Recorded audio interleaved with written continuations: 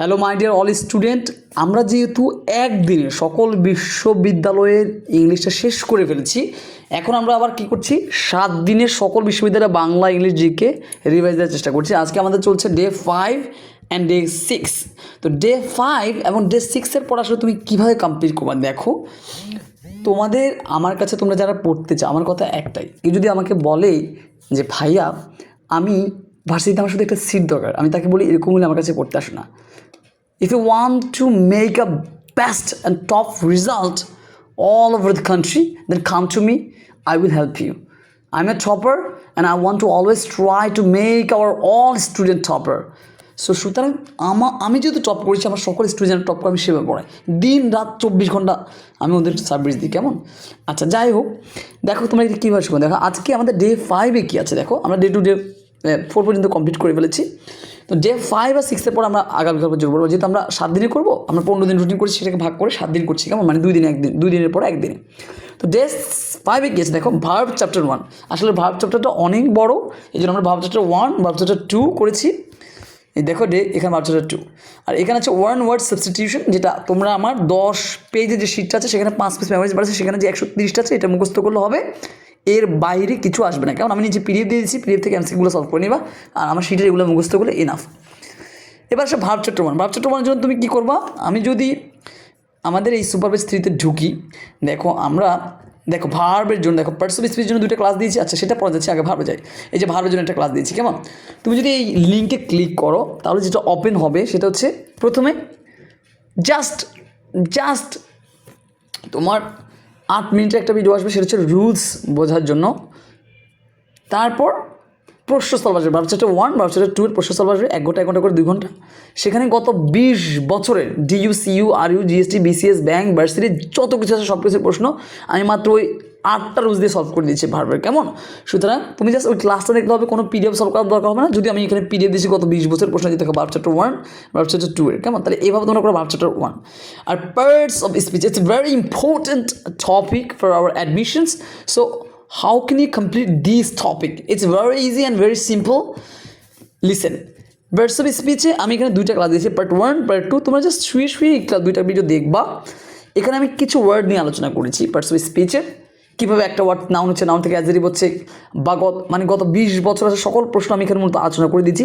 Just এই ওয়ার্ডগুলো যখন ভিডিওটা অন করার সময় যখন দেখবা তখন খাতা কলম নিয়ে বসবো। আমি যেগুলো যেমনি বলছি এগুলো খাতা লিখে যদি নোট করবা, এই ওয়ার্ডগুলো যদি আয়ত্ত করবা, বুঝো, তাহলে এর বাইরে কিছুই আসবে না। I guarantee, it's my own experience, right? এটা আমার নিজের অভিজ্ঞতা থেকে বলছি।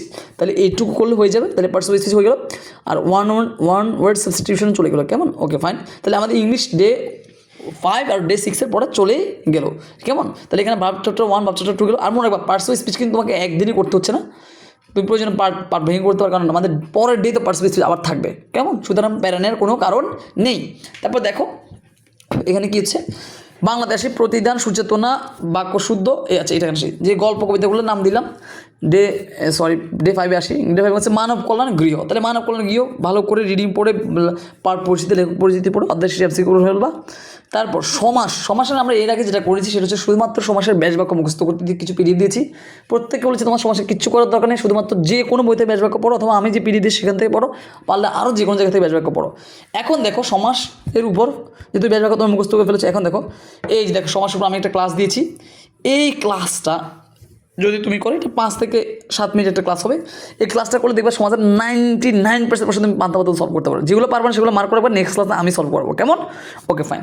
লাইভ এসে আমি সলভ করে দিব। কেমন? তাহলে এগুলো সমাস চলে গেলো। আর ব্যাকরণের যে বাক্য শুদ্ধিকরণ আর এই বাক্য শুদ্ধিকরণ, শুদ্ধ অশুদ্ধকরণ, এই 2টার ক্ষেত্রে কী করবা, এগুলো এইচএসসিতে আসা টপিক। সেক্ষেত্রে এটা 2ভাবে করবা। এইচএসসিতে বোর্ডে আসা এইটার উপরে যতগুলো আসে সেগুলো খাতা লিখে প্র্যাকটিস করতে হবে, প্রচুর প্র্যাকটিস করতে হবে। The more you practice the more you get expert. কেমন? তুমি যত বেশি প্র্যাকটিস করবে তত বেশি তুমি এক্সপার্ট হয়ে যাবে। সুতরাং তুমি শুধুমাত্র খাতায় লিখে ভার্সিটি এবং এইচএসসিতে আসা যতগুলো আসে শুধু এইটুকু করবা, আর এমসিকিউগুলো সলভ করবে এইটুকু, এর বাইরে কিছুই করা লাগবে না। কেমন? ওকে, ফাইন। তারপর আসো আমরা আসি জিকেতে। জিকে যে এখানে আমি তোমাদের বলেছি জিকে, তাহলে জিকে কীভাবে 24+ সেটা তোমরা জানোই। শুধুমাত্র এখানে এই টপিকগুলো আপাতত শুধু অর্ধেক শেষে এমসিকিউ পড়ো, বাকিটা তো আমি ওখানে মিনি জিকে ফাইন্যান্স ওটা পড়াবোই, ওটা তোমরা পড়ছোই যে স্টার বলছো এইটাকে। তো এইভাবে তোমরা জাস্ট শুধু এইটুকু করো। এবং আমরা 15 দিনের মধ্যে, আজকে আমাদের ডে বলতেছে কত,